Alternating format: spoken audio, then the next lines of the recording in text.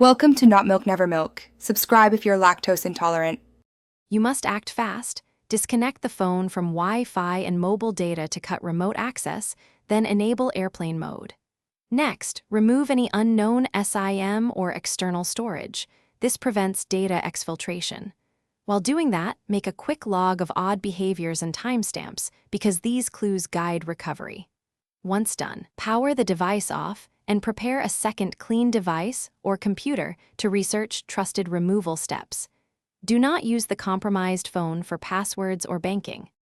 From a separate, secure device you control, immediately change passwords for accounts used on the phone and enable two-factor authentication with an authenticator app or security key. Then, back on the phone, boot into safe mode to prevent third-party apps from running.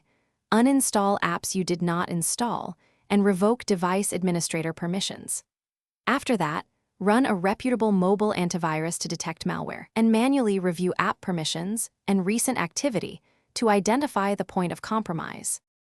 If malware persists or you can't fully remove it, back up essential data selectively, verify those backups on a clean device, and then perform a factory reset. This eradicates persistent infections. Once reset, install updates for the OS and apps immediately, restore only vetted data from backup, and change passwords again to close any reused credential holes. Finally, if unexpected behavior continues, contact your carrier or device maker for support. And consider professional forensic help. One key tip: keep a full device.